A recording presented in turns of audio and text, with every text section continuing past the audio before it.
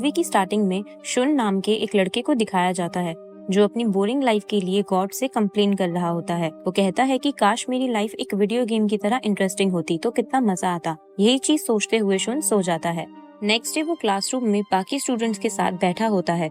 तभी अचानक उसके टीचर का सर एक बॉम्ब की तरह ब्लास्ट हो जाता है और उसमें से डारूमा डॉल निकलता है। ये देखकर सभी स्टूडेंट्स काफी डर जाते हैं और भागने की कोशिश करते हैं, लेकिन उस डारूमा डॉल को जो भी बच्चा हिलता हुआ नजर आता है वो उसका भी सर ब्लास्ट कर देता है। डारूमा डॉल बचे हुए स्टूडेंट्स की तरफ अपनी बैक करके गाना गाने लगता है और अचानक से उनकी तरफ घूमता है, और अगर उसे कोई भी बच्चा हिलता हुआ दिखता तो वो उसे भी मार देता। कुछ बच्चे क्लास के बाहर निकलने की कोशिश करते हैं, लेकिन वो सभी मारे जाते हैं। उन्हीं बच्चों में से एक लड़के का ध्यान डॉल के पीछे लगे बटन पर जाता है जिस पर लिखा था कि इस बटन को प्रेस करने से ये गेम एंड हो जाएगा, और उसी के साथ एक टाइमर भी चल रहा था और टाइम ओवर होने से पहले उन्हें बटन प्रेस करना था। इसी कोशिश में क्लास के सभी बच्चे मारे जाते हैं और लास्ट में शुन और एक लड़का बचता है। वो शुन को कहता है कि तुम मेरे ऊपर पैर रखकर जंप करके उस बटन को प्रेस करो ताकि ये गेम एंड हो सके। शुन वैसा ही करता है और दोनों गेम जीत जाते हैं, लेकिन तभी उस लड़के का सर भी ब्लास्ट हो जाता है और सिर्फ शुन बचता है। डारूमा डॉल उसे बताता है कि इस बटन को प्रेस करने वाला ही इस गेम का विनर होता है। ये देखकर शुन काफी अपसेट हो जाता है। वो क्लासरूम से बाहर निकलता है तो उसकी एक फ्रेंड भी वहीं होती है जिसका नाम इचिका है। वो दोनों पुलिस को कॉल करने का ट्राई करते हैं, लेकिन सभी सिग्नल्स जैम होते हैं। इसके बाद वो स्कूल से बाहर निकलने का रास्ता ढूंढने लगते हैं, लेकिन पूरा स्कूल लॉक्ड होता है और कहीं कोई रास्ता नहीं होता। भागते हुए वो दोनों बास्केटबॉल कोर्ट में पहुंच जाते हैं जहां ऑलरेडी काफी सारे बच्चे थे और उनमें से आधे बच्चों ने माउस की ड्रेस पहनी हुई थी। शुन देखता है कि फ्लोर पर लिखा है रिंग द कैट्स बेल, लेकिन उन्हें आसपास कोई कैट नजर नहीं आती। और तभी फ्लोर शेक होने लगता है और एक बहुत बड़ा कैट रोबोट फ्लोर से निकल आता है। वो कैट माउस की ड्रेस पहने हुए बच्चों को खाने लगता है और सभी डर के इधर उधर भागने लगते हैं। शुन और इचिका को फ्लोर पर एक बेल दिखती है और फिर शुन का ध्यान कैट के गले में लगी बास्केट पर जाता है। वो दोनों समझ जाते हैं कि इस बेल को बास्केट में डालने से ये गेम ओवर हो जाएगी। उन बच्चों के बीच एक लड़का होता है जो बास्केटबॉल प्लेयर होता है। वो बेल को उठाकर बास्केट की तरफ फेंकता है और जैसे ही बेल बास्केट में जाने वाली होती है कैट उसे रोक लेती है और उस लड़के पर जोर से फेंकती है, जिस वजह से वो मर जाता है। कैट दोबारा से सबको मारने लगती है। तभी शुन नोटिस करता है कि वो उन्हें ही मार रही है जिसने माउस की कॉस्ट्यूम पहनी हुई है। ये सुनकर सभी कॉस्ट्यूम उतार देते हैं। इसके बाद कैट थोड़ी देर के लिए शांत हो जाती है, लेकिन फिर वो उन्हें मारना स्टार्ट कर देती है। कैट इचिका को मारने वाली होती है कि तभी शुन माउस की ड्रेस पहनकर उसे अपनी तरफ डाइवर्ट कर लेता है और इचिका बच जाती है। कॉस्ट्यूम पहनकर शुन को रियलाइज होता है कि वो कैट से बात कर सकता है। कैट उसे बताती है कि उसकी बैक पर इचिंग होने की वजह से वो सो नहीं पा रही है। ये सुनते ही शुन उसकी बैक पर चढ़कर उसे इचिंग करने लगता है और बाकी सब भी ऐसा करने में उसकी हेल्प करने लगते हैं और एट लास्ट वो सभी कैट को सुलाने में सक्सेसफुल रहते हैं। अब उन सभी के बीच फाइट होने लगती है कि बेल को बास्केट में कौन डालेगा, क्योंकि फर्स्ट गेम की तरह हो सकता है इसमें भी सिर्फ वही जीते जो बेल को बास्केट में डालेगा। इनकी फाइट के दौरान कैट दोबारा उठ जाती है और फिर से उन पर हमला कर देती है। शुन सोचता है कि अगर हम बेल को बास्केट में डालेंगे तो कैट दोबारा उसे रोक लेगी, इसलिए इचिका और शुन एक बॉल और बेल को कवर करके लाते हैं ताकि कैट को कंफ्यूज कर सकें। इचिका के पास बास्केटबॉल होती है जिसे वो कैट की तरफ फेंकती है। उसे देखकर कैट थोड़ी डिस्ट्रैक्ट हो जाती है और मौके का फायदा उठाते हुए शुन बेल को बास्केट में डाल देता है, लेकिन अनफॉर्चुनेटली बेल बास्केट में नहीं जाती।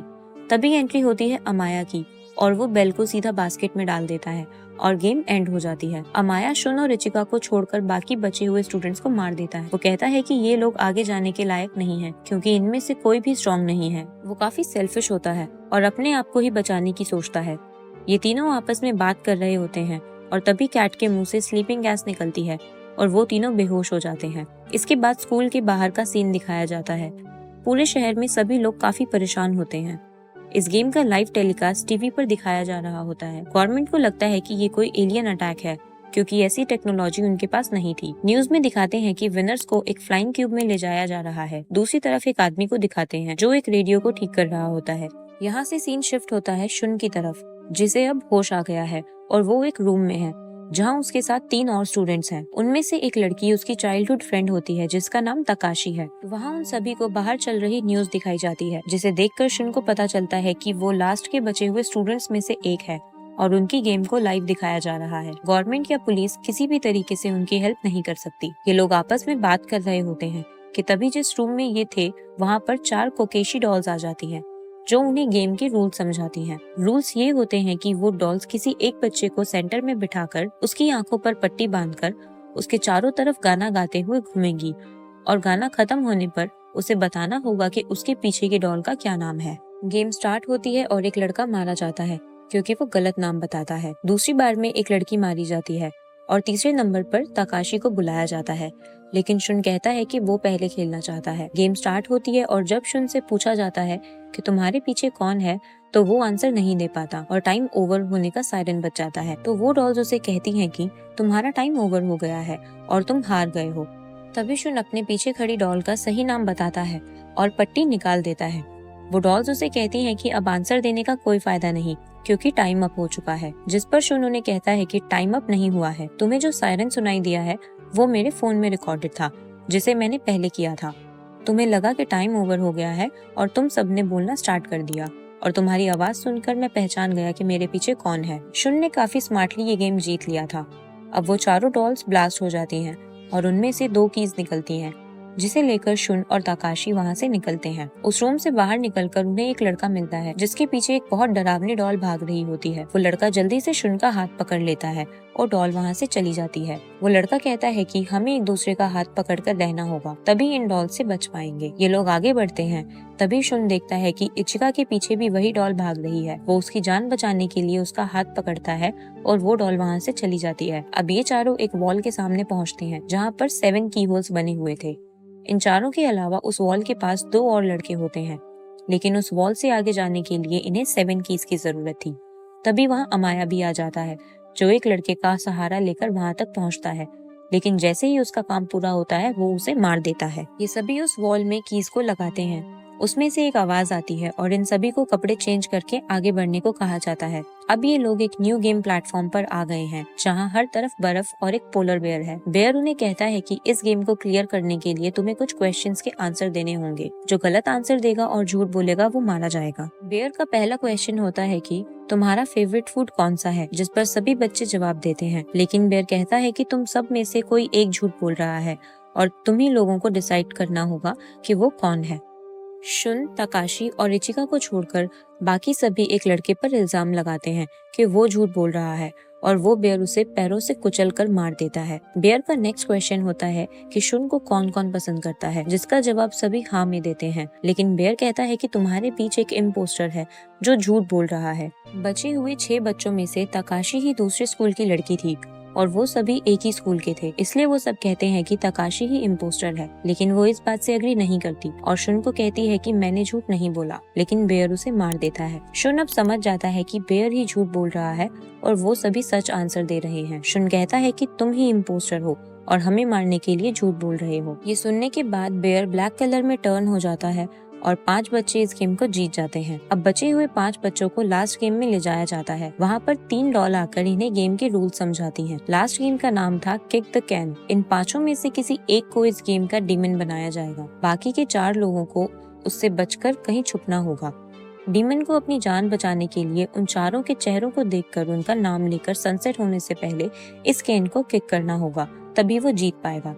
और अगर उन चारों में से किसी ने डीमन से पहले उस केन को किक कर दिया तो डीमन के अलावा बाकी सब जीत जाएंगे, लेकिन उस केन में कोई बॉम्ब है और डीमन से पहले अगर कोई उसे किक करेगा तो वो ब्लास्ट हो जाएगा, यानी कि बाकी सबको बचाने के लिए किसी एक को सैक्रिफाइस करना होगा। गेम स्टार्ट होता है और 5 में से अमाया डीमन बनता है।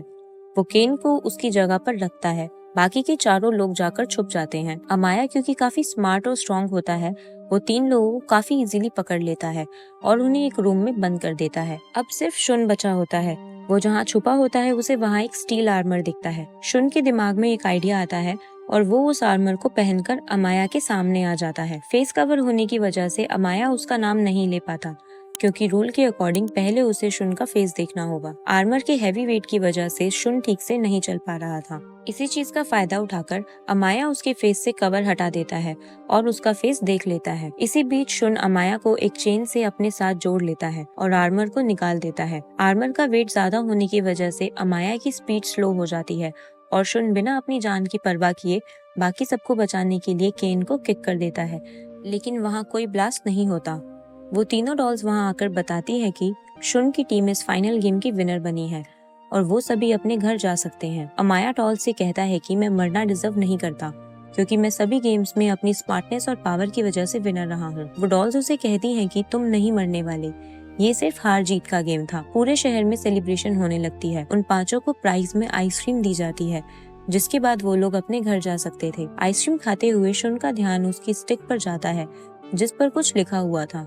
यहाँ हमें पता चलता है कि उन पांचों में से सिर्फ 2 लोग ही जीतने वाले थे और उसका फैसला उनकी आइसक्रीम से होगा। ये लास्ट गेम टोटल लक पर डिपेंड था। लास्ट गेम के विनर शुन और अमाया बनते हैं क्योंकि उनकी स्टिक पर लिखा था यू विल लिव, और रिचिका के साथ बाकी 2 लोगों की स्टिक पर लिखा था यू विल डाई। इसके बाद वो डॉल्स उन तीनों को लेजर से मार देती हैं और शुन और अमाया को उस क्यूब के ऊपर लाया जाता है। पूरा शहर उन दोनों को अप्रिशिएट कर रहा होता है। अमाया ये सब देखकर बहुत खुश होता है, लेकिन शुन बहुत ज्यादा उदास होता है क्योंकि उसके सभी दोस्त मर चुके थे। वो कहता है कि गॉड होते ही नहीं, और अगर वो होते तो अच्छे लोग कभी नहीं मरते। ये सुनकर एक डॉल शुन को कहती है कि गॉड होते हैं और उन्होंने ही ये गेम बनाया है।